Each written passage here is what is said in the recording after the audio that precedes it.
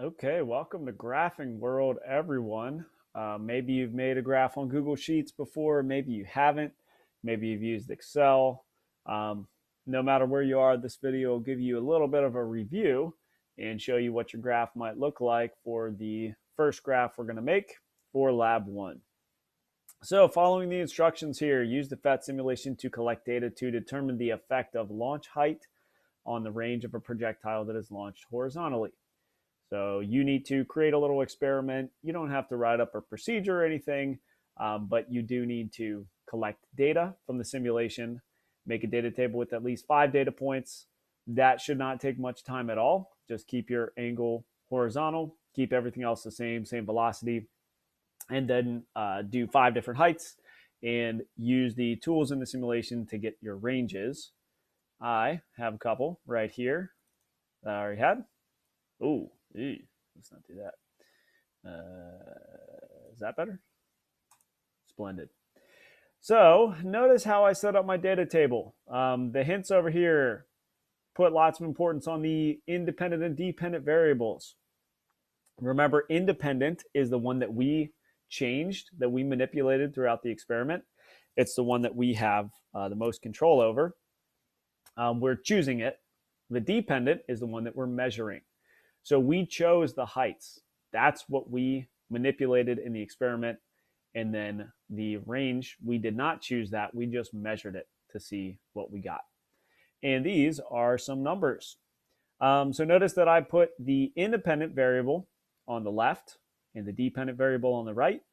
Google Sheets is going to be a lot easier / possible at all if you set it up that way. So whatever you put on the left is going to go to the X. Whatever you put on the right is going to go to the Y. Before we get into it, I'll remind you that Google Sheets is crazy and the UI changes all the time. And sometimes something that might work for one person's account may not work on someone else's. If you ever get into trouble or your screen doesn't line up with mine, if you Google your questions about Google Sheets, you will probably find a good answer.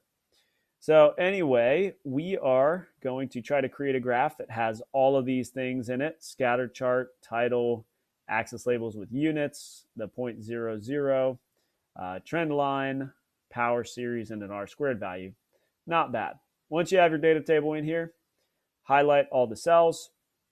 If you want, you can highlight these ones on top and it should automatically label our axes. Sometimes it doesn't, but I can show you where to fix that. Go to Insert, Chart.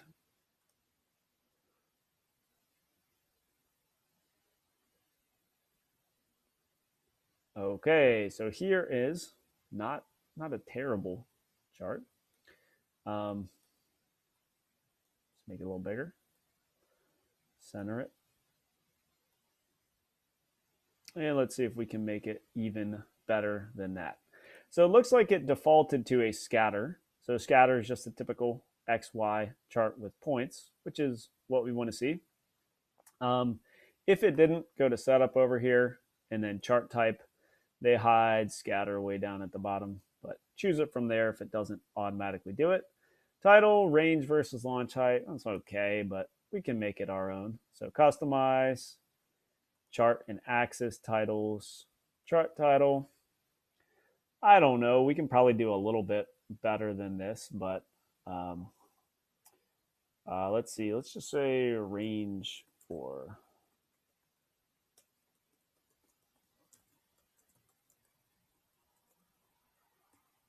horizontally launched projectiles. Neat. Okay. And it looks like our axis labels automatically came in from our table. But just to make sure, we have the independent variable, launch height in meters, and then the dependent variable, range in meters on the Y. That's pretty good, but if you wanted to change those at all, you could just go to horizontal axis title, vertical axis title over here, and make those your own. You can also mess with the styles and everything. You can bold them if you want, and do all kinds of things. Okay, so we got our scatter, we got our title, we got our axis labels with units. It looks like they did, maybe, well, no, maybe not. They didn't include that point on there. So to get 0, 0, let's look under horizontal axis here. And then you can type in the minimum value if you want to force it to be 0, 0. Gives a, whoops, no, don't click that. Gives us a more complete picture of the data, the trend. You can see that this curve that's going to fit these points looks like it's trending towards 0, 0, which is what we'd expect, but it's always good to know that. That's under horizontal axis. You can force it to be 0. If you want to extrapolate, once you get your trend line on there, you can also increase the maximum value if you like. We don't really have to do that. Maybe we'll do that later just to see where the trend line goes, which is kind of fun. But again, don't click that. I keep accidentally clicking that. Okay, now we need a trend line. That can be found under series. Da, da, da, da, and trend line. Ba, ba, da, bum. It'll default usually to a linear. I'll just come out and say it. The trend lines in Google Sheets are not great. So we're going to kind of use them sometimes and not use them other times. I miss Excel, but that's just a me thing. And this is free, and you can run it on a Chromebook and blah, blah, blah, which is what I'm on right now. Anyway, it says we want a power series. Cool. And then they also want the equation of the trend line and the R-squared value. So to get the equation, go down here, label, use equation. Cool. So this is in the power series format, the equation would be y equals 8.17x to the 0.496 power. More on that in a second. And then if you click show R squared, ba-ding, R squared, if you don't know it, is a little statistical measure that tells you how good your trend line is or how well your trend line fits the data. And R squared of 1 means that it is a closer fit for the data. A lower R squared means it's not as good of a fit. So if you see the different trend lines, 1, oh wow, this is like a perfect fit for the data. But if we tried something a little clunkier, like a linear trend line, R squared of 0.961, which is still not bad, but it's not as good of a fit for the data. Anyway, there's our trend line. And something I would love to point out about this. This is x to the 0.496 power. 0.496 is really, really close to 0.5, which is 1/2. So this is really close to x to the 1/2, which is the same thing as square root of x.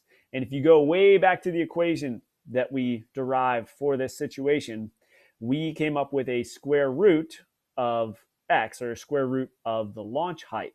So this is good confirming evidence that our equation is good because we got a relationship that's really, really, really close to the square root of x. So that means if you double your launch height, you do not double the range, which is pretty cool. And you can kind of see that from the graph. So if we go from a launch height of 5 to a launch height of 10, we definitely did not double. It's like we increased by 1.41 or something, square root of 2.